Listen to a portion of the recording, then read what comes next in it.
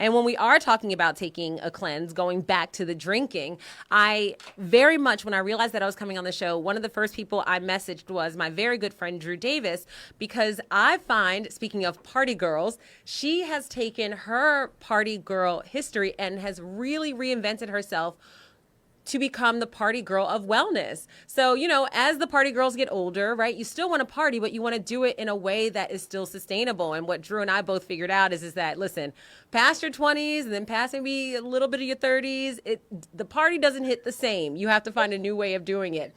And Drew Davis is not only the founder of Gym Life and Gym Bar, it's a amazing retailer space that's in Jersey. We'll talk about it in a second, but she is the phenomenon behind Dry Vibes. And that's why I wanted to have her come on today, because I want her to talk about what Dry Vibes is. You might be able to guess from the name, who's it for. And let's talk about, good morning, Drew. Let's talk about the word sober and why I feel that word freaks people out the same way the word vegan does. Yeah, good morning. Thank you so much for having me on. And January 2nd, we made it to 2026. But yeah, I agree. Let's jump into the word sober. I think that that's such a trigger word for so many people. Can you hear me okay? You know what? I think what we're going to have, I'm going to have Fahim send you a number to call, because I think it's a little bit choppy, and I want to make sure that we can really hear everything that you say, because I really want to, he's going to send you a little number in a second. So just stand by for 1 second, but I'll just talk to the audience in the meantime. I really want you guys to stay on the line and listen to this, because I even just sort of shocked myself by what I just said, right? I feel like when I talk to people about vegan, they are so very specific. I think that when you hear that word, you think about it being so strict. Oh, I can't ever have ... again if I try vegan food. And I think the word sober comes in the same way, where, oh, if I call myself sober, then that means I can never party again, or I have to be so serious, or I'm not going to have that lubrication, like those types of things. And when it comes to the word sober, what I see it as is just clear-mindedness. And so when Drew gives a call in, what she's going to talk to us about, I'm so sure, is how she's even chosen to reinvent the word sober into clear-mindedness, because maybe it's not about not having a drink every single day for the rest of your life, but maybe it is about taking that time for yourself. Maybe it's in the entire month of January, right? Just having the whole month off. But if that's a little scary, then maybe it's about just taking off one day a week or having one less glass a week. Drew, are you back with us? Can you hear me? Yes, I can. Thank you so much. Sorry about that. No, my bad. It's probably my internet, so I apologize. But yeah, Candace, what I was saying is, I would love to jump into the word sober and how it can be so triggering to people who are kind of navigating their drinking or who don't want to talk about not drinking. I know a lot of people, I stopped saying I was sober and started saying I was alcohol-free, or I was not drinking right now, because it made people feel more comfortable around me. And I think it's really just an internal reflection of, we all probably know that there's probably something in our life that we do too much of. Wouldn't you agree? Mm-hmm. Whether that be drinking, eating, watching TV, scrolling on our phones. And I think the second we bring something up that sends a little message to our body that's hold on, I think I do this too much, it automatically puts the defense up. Mm-hmm. And I feel that sobriety can be such a beautiful thing for people. And what I mean by sobriety is just you don't have to have a problem to quit drinking, but you can stop drinking and you can start to see how much clarity it brings to your life. Mm-hmm. No, I completely agree with you. And I was mentioning as you were transitioning calls that I know with Dry Vibes, and we'll talk about Dry Vibes in a second, but I really love that the marketing is skewing, or at least what I'm experiencing as an outsider looking at the marketing, is it's skewing more toward clear-mindedness. So you're releasing people of the responsibility of feeling like they are becoming abstinent from alcohol. It's really just about, well, how do you stay in your full present self without any lubrication? That's the consideration. Exactly. And that's kind of why we created Dry Vibes, is I, as a retired party girl as well, really missed being in that scene. I just knew I couldn't be in the same behavior as I was before. Mm-hmm. And I really wanted to integrate culture, community, non-alcoholic beverages, wellness in a way that felt like sexy and upscale and adultish. Like, and I didn't want to just go to a yoga class. Like, I wanted to have the whole experience, music, friends, laughter, dancing. Celebrities. Yeah, so celebrities in the mix. Like, the days when we used to go to the club, like, you'd be in line and you'd see, like, that celebrity walk through, and then you'd be like, I'll be at the table next to them. Like, kind of that same vibe. Yeah, or we at the table with them. Right. But let's go back, because I know we're going to talk to Dry Vibes, and I already know we're going to have 3 more minutes in this segment, and I know I'm going to ask you to stay for the next one because I want to make sure we get all the information in. But I do want to go back to talking about the party girl era. I'm very, very proud at this stage in life. It's really about, and really in all of my life, it was about whatever made me most happy. And so I never take away that time in my 20s where, you had to drag me out of a club at 8:30 in the morning, and then I had to be at work in 2 hours, and sleep wasn't important to me. And that time was so special, and I love it. And I look back at those pictures and those memories, and I'm so appreciative. But there was a time in my life where I think I went years having a cocktail every single day. I was never I never had a drinking problem, but when your lifestyle revolves around being social, every single day is a reason to have a cocktail. And you said something so important, which is it does make people more comfortable when you're drinking also. And there was a point in my life when I could never think of going a month without drinking. And of course, now I can go a year without drinking and not even realizing it. So how do you even just know? What do you suggest people think about if that's the consideration? Wait, should I take a break? What does that look like?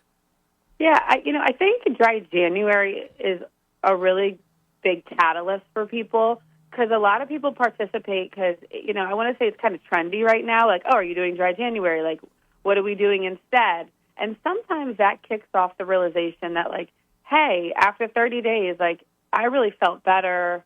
I don't think I need a drink every night. I don't like the way I felt when I was drinking every night. So I do feel like dry January, dry July, sober October, all these like kind of trendy months really do help people realize that, like, okay, I'm taking this off as a challenge, but really I'm opening like new ways of living for myself.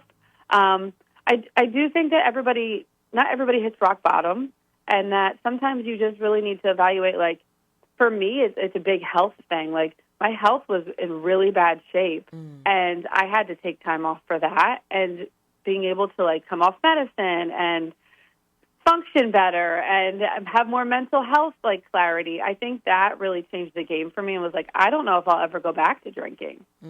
Yeah. No, and I feel the same as you. I listen, I won't call myself sober. I would never do that to myself. I feel like that's a fine line that I'm just going to, fall right off of. But I do just try to follow the pleasures of my body. And I say, when you're having a good time, the pleasure should be twofold. It should be, immediate gratification with long-term satisfaction, right? And so with me, listen, a girl used to die for 5 martinis.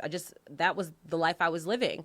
And I could wake up the next morning and be totally fine. Now we have this in common. We love the Pilates. We want to run our businesses. I need to be clear-minded. And I get frustrated with myself when I am sort of lapsed in my thoughts because I did overindulge. Even overindulging at this point for me is 2 drinks. So then it almost is never really that worth it for me if I'm centering my wellness in my pleasure. And I think that, we're going to go to commercial break in a second, but what I love about Dry Vibes is the center of it is your wellness, and it's orbiting around your happiness and your partying and the celebrity and the getting to know new products. Hey, how can I feel like I'm having a cocktail without actually having the alcohol? So when we come back right after this break, guys, I want you to stay with us because we're going to talk about Dry Vibes, when it is, how do you get your tickets? And Drew was kind enough to give us a special discount code just for the WURD radio audience. So when we come back in 3 minutes, we're going to talk about that. 900 AM, 96.1 FM, Facebook. If you want to see me go like this, only Facebook people saw it. All right, we're coming back right after this commercial break. Is that Mary? Mary J. Okay, we're going to talk about Mary coming up in the next hour. We have a very important question to ask you, so I'm going to need your help on that one. But we still have Drew Davis, the founder of Gym Life and Bar and the founder of Dry Vibes Philly. Okay, I definitely have a question for you, but let's talk about Dry Vibes first. Tell us about Dry Vibes, what it is, when it is, and who should be attending. Yeah, so Dry Vibes this year is a wellness social. It's on January 31st from 12 to 5 p.m. at Billy Penn Studios, so right in Philadelphia on 5th Street. It's a beautiful space, and it's for everybody, honestly. It's not just for those like sober and in recovery. It's for those who are looking to expand their mind, expand their wellness, connect with community, support local creators. You may even get a chance to connect with some inspiring leaders or celebrities that you have followed before. You'll be able to try over 40 different non-alcoholic beverages, anywhere from like adaptogen, mocktails, non-alcoholic beer, or wine. So it really is an incredible time. And I mean, Candace, I feel like you can attest to it. The energy is always so high vibrational, and it feels like you're out and about, kind of at like a nightclub meets a like festival meets a conference. Absolutely, absolutely. I mean, I've gone the last, I want to say 3 years. I actually just posted on my YouTube page, on the Touchy Feely Intimacy Card Game YouTube page, my talk.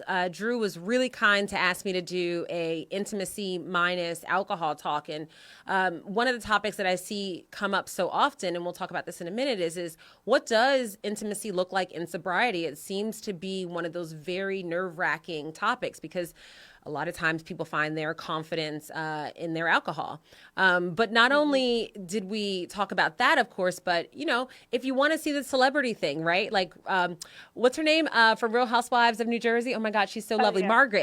Margaret, yes. Margaret Joseph. Yes. Housewives. You have a lot of Bravo celebrities at your events. Yeah, I did. I had Carl Radke from Summer House last year. Is he coming back this year? He's not, because he wrote a book, so he's on a book tour. So I'm a little sad about fancy. that. But hey, good for him. Yes. But this year we have Brandon Novak from MTV, Jackass, Viva La Bam. So he's local. Yes. We have Arlen Hamilton. Yes, that's what I was waiting for you to say. I know. Yes. I'm so excited. One of the first Black-owned venture capital firms in the country. She was like homeless and had addiction issues, and then turned her whole life around and created like a whole venture capital firm for underrepresented business owners. So I'm like so hype about having her. We have very big Taylor. deal. Yeah, she is like a huge deal. I'm so like excited to have her come out and just share her journey. And then, I mean, we have people who like Mingle Mocktails, which is one of the fastest growing non-alcoholic mocktail brand, and the owner is from the Philly market. So she's going to be there. We have a few other people like up our sleeve. But if you follow us on social media, Serving Dry Vibes, or head to like Eventbrite and type in Dry Vibes, you'll see all the details for the event and who's going to be there. Absolutely. And let me just mention again. Drew already said it, but I want to tell you, it's January 31st, 12 to 5 at Billy Penn Studios. So just right up there in, is that Northern Liberties? I don't know. It's like right on the line. Okay, yeah. The world's changing, right? But let me tell you what my experience is going in previous years, right? You come in, usually my company has its little setup, but it's really about being able to open your mind to how you didn't know you could party so consciously. You're talking about different things to try. All the non-alcoholic cocktails, so delicious. I know last year, and maybe the year before, I don't know, everything runs into each other. You had Urban Orchid, which is a Black-owned, female-owned, vet-owned brand. Delicious cocktails. You have Lizzie Cakes. So it's not just drinks. There's also foods there. Community. You find people who you can be encouraged by, even if you're not making friends with them. You get to see, oh, but this person's having a good time, and they are sober. Maybe this does mean that I can back up a little bit. It's really just about reinventing how your pleasures come in versus eliminating your pleasures, which is what I think people do when they think about, is what people think about when they think about being sober. Oh, I'm not going to have any fun anymore. And this is about saying, no, the fun shifts, but you actually have more fun because now you have the memories because you're not drunk. Yes. Yeah. Yeah. I dance longer on the dance floor now that I don't drink than when I did. Yes, and you don't curse yourself the next day. Right. So one of the things so Drew's married. Drew, how long have you been married? We have been together for 16 years, married for like 11, almost 12. Yes, and you have a whole it's a gang of kids. Yeah, I got a basketball team. Yeah, you have a basketball team with kids. And what's amazing, it's great because you have free labor. Every time, first of all, her kids are beautiful and lovely. Her husband's amazing. And you just see them all working as labor hands. And I'm like, I need kids. I need employees. But what I wanted to ask is being with your husband for a decade and a half, how, and you being a sober person, which I guess in turn means that he at least has to be semi-sober, how do you enjoy romance and intimacy in a sober space? And my producer, Fahim, who's also on the mic with me, I'm going to have him included in this because he is a drinker, but he's in a relationship with a woman that I know he loves very, very much. And so I was even saying to him, like, what are those sort of date experiences like that you can come up with where it's not centered around drinking alcohol?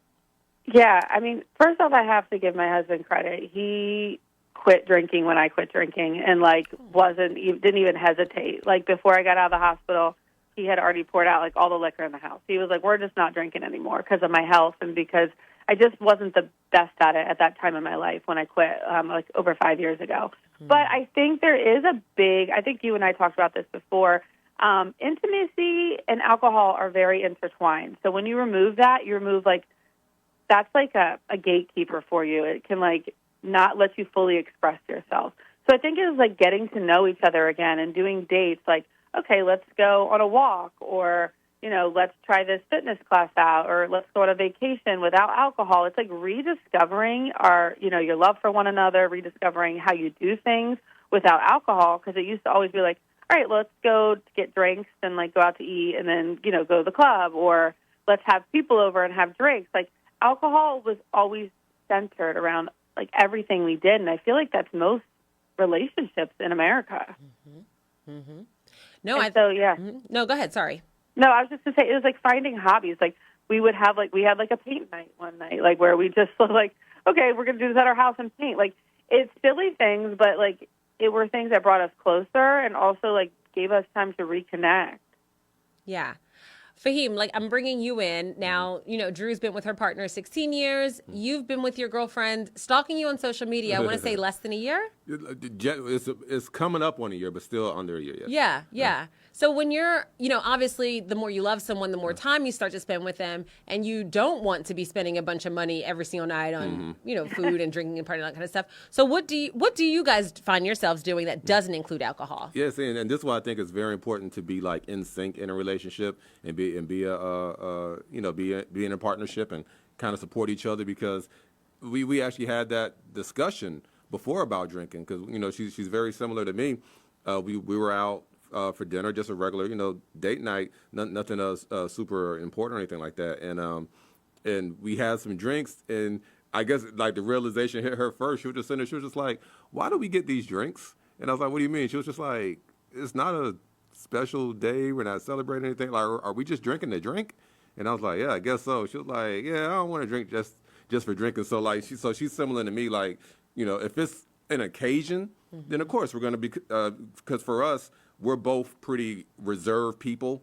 So if we want to go somewhere and kind of, like, turn up, you know, we know that, you know, having a couple of drinks is going to help us out. Otherwise, we're just going to kind of sit there and people watch all day because we're kind of reserved. So, like, for example, like New Year's Eve, as you saw, like, we had a great time, had a couple of drinks on New Year's Eve. We're taking a cruise at the end of the month. And obviously, we know we're going to have some drinks on the cruise, but because we know that that's coming up, we told each other we're not drinking until the cruise. Like, yeah, we have fun New Year's Eve. There's nothing between now and the cruise that's worth having a drink. So, you know, we're going to be, you know, just soda, juice, water until we go on a cruise. Yeah. No, number one, I think that's so great that you have a partner who's so intentional when it comes to that kind of thing. And the beauty of being in a committed relationship, especially when you're being thoughtful in your relationship, is that you do want to be present. You know, I think it's a lot easier when you're just mindlessly dating to want to drink because you want the lubrication, you want the good time, so you can just ease into it.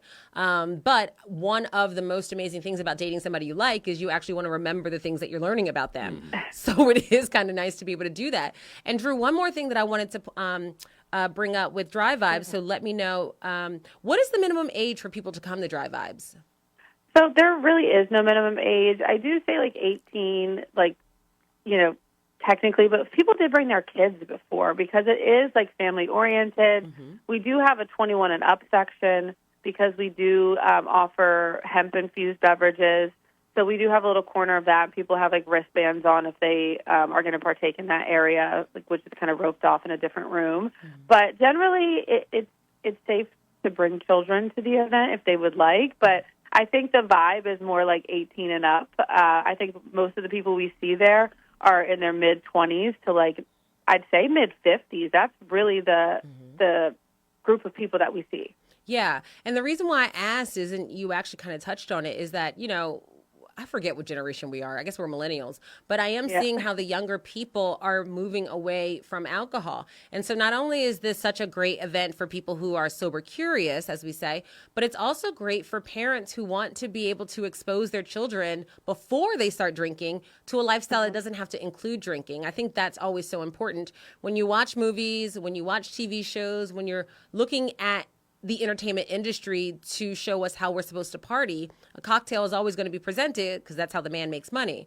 But being able to bring your loved ones to Dry Vibes is not just necessarily about us being able to internalize the idea of being sober, but it's also about just giving the people that we love another exploration into how can we have fun, build community, how do we make friends, how do we do all of these things, and if nothing else, how do we raise our self-esteem without that added lubrication? Yeah, I totally agree. I think it's osmosis. I think, like, you hit the nail on the head, is like, you can tell people not to do something. Like, you can tell children, like, oh, don't drink, but then they see you have a drink every night. Correct.